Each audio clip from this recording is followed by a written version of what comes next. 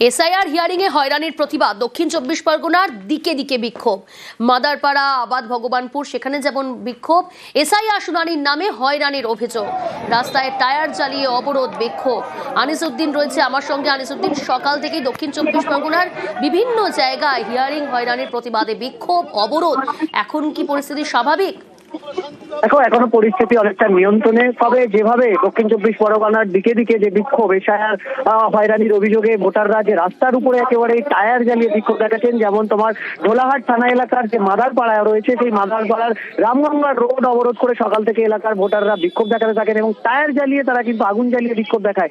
পরবর্তী সময়ে ঢোলাহাট থানার পুলিশ ঘটনাস্থলে পৌঁছয় এবং এই পরবর্তী সময়ে ঢোলাহাট থানার একেবারে আবাদ ভগবানপুর যে গ্রামে ইতিমধ্যেই যে পরিযায়ী শ্রমিক এসআইআর নোটিশ পেয়ে হৃদরোগে আক্রান্ত মৃত্যু হয়, সেই গ্রামের বাসিন্দারাও তারা এই হয়রানির অভিযোগ তুলে আবাদ ভগবানপুরে একেবারেই টায়ার জ্বালিয়ে আগুন জ্বালিয়ে তারা বিক্ষোভ দেখাতে থাকেন। পরবর্তী সময় সেখানেও ঢোলাহাট থানার পুলিশ পৌঁছে পরিস্থিতি নিয়ন্ত্রণে আনে। তবে বিক্ষোভকারী ভোটাররা যেটা জানাচ্ছেন যে তারা যে এসআইআর প্রক্রিয়ায় নথি জমা করার পরও তারা নোটিশ পেয়েছেন এবং তারা যে সঠিক নথি জমা করার পরও তারা নোটিশ পাচ্ছেন এবং দীর্ঘক্ষণ এসআইআর যে শুনানির লাইনে দাঁড়াতে হচ্ছে, যে হয়রানি করছে নির্বাচন কমিশন, তার প্রতিবাদে কিন্তু তারা এই বিক্ষোভ দেখান এবং ঘটনাস্থলে পুলিশ পৌঁছে পরিস্থিতি নিয়ন্ত্রণে আনে।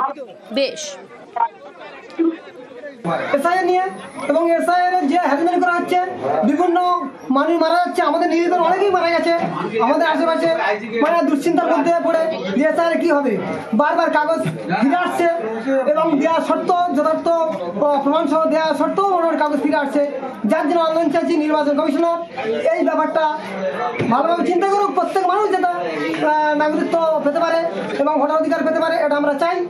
এটা যদি সঠিকভাবে হয় তাহলে আমাদের আন্দোলন হবে না, নইলে এরপরে আন্দোলন আরো বৃহত্তর আন্দোলন চলতে থাকবে।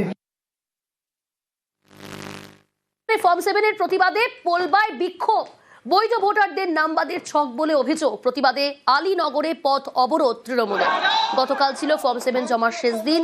বিজেপি বৈধ ভোটারের নামে ফর্ম 7 জমা দিয়েছে, অভিযোগ তৃণমূলের।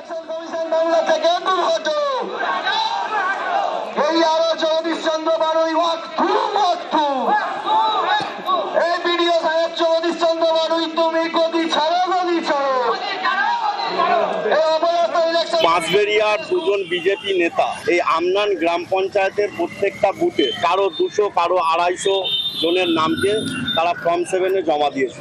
এই যে তার লিস্ট, এই মানুষগুলো হচ্ছে শুধুমাত্র সংখ্যালঘু সম্প্রদায়ের মানুষ। কি দেখানো হয়েছে না নন রেসিডেন্সিয়াল অফ ইন্ডিয়া।